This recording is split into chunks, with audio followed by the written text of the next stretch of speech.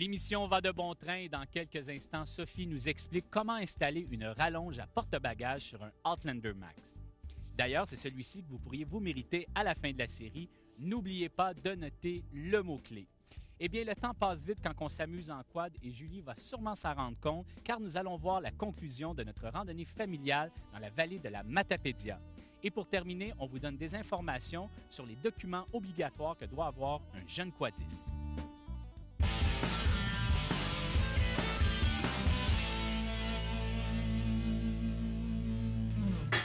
Notre quad Bombardier Outlander Max commence à prendre forme. Les équipements que nous y avons installés jusqu'à maintenant, des poignées et un accélérateur chauffant, un pare-brise, 2 rétroviseurs. La semaine dernière, nous avons installé les pare-chocs avant et arrière et cette semaine, nous ajoutons des rallonges porte-bagages avant, dont l'installation est déjà terminée, et arrière. Jacques, notre mécanicien, est en train de faire l'installation. Ça vous prendra environ 30 minutes à faire cette installation. Vous aurez besoin de clés et de douille numéro 13. Et pour faire cette installation, vous n'avez qu'à fixer directement la rallonge porte-bagages à votre quad.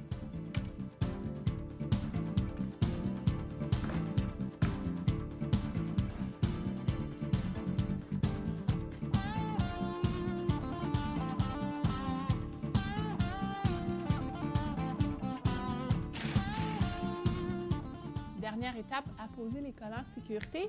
Ici, on dit charge maximale 90 livres. Et l'autre avertissement, ne jamais s'asseoir ici. Donc, c'est une rallonge porte-bagages pour les bagages seulement.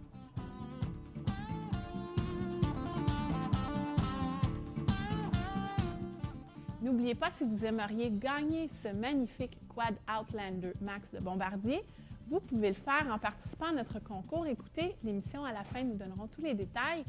L'installation de nos rallonges porte-bagages avant et arrière est terminée. La semaine prochaine, nous y installerons des sacoches.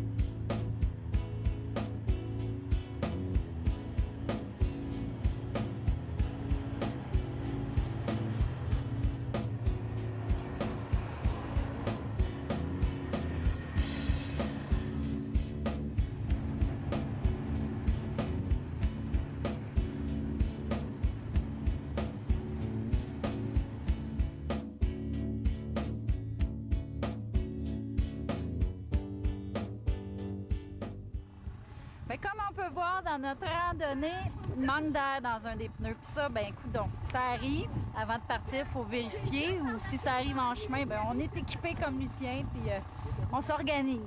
Les deux dégagent, c'est gentil, Nickel. Alors moi, je suis sûr qu'il y a dû avoir quelqu'un qui est venu sur une nuit, qui a dû dire c'est celui-là en race, on va faire un petit.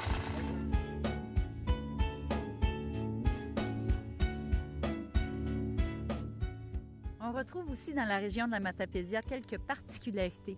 Oui, à chacune des entrées de l'eau producteur agricole ou de producteur forestier, c'est marqué l'eau privée avec le nom des propriétaires.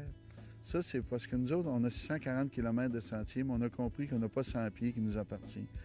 C'est pour dire merci aux propriétaires agricoles, c'est dire merci aussi aux propriétaires forestiers de nous laisser passer chez eux. Puis pour rappeler aux quadistes, regardez, là, vous n'êtes pas chez vous, vous avez une carte de membre, puis nous autres, on circule toujours chez les voisins. On n'a pas de terrain. C'est pour ça qu'on l'a mis, pour les remercier, puis que ce soit un remerciement qui soit constant et rappeler aux gens de faire attention lorsqu'on circule sur un terrain qui ne nous appartient pas.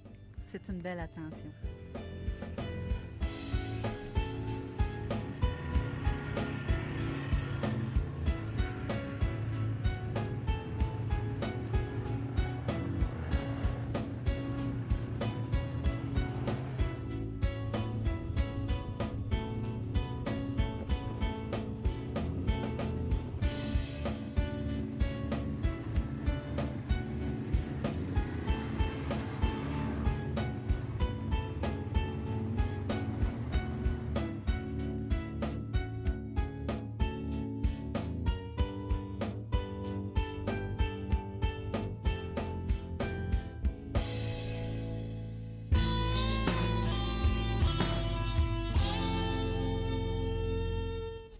Saviez-vous que toute personne de 14 ans et plus qui conduit un quad au Québec se doit de détenir un permis de cyclomoteur ou d'automobile de la Société d'assurance automobile du Québec?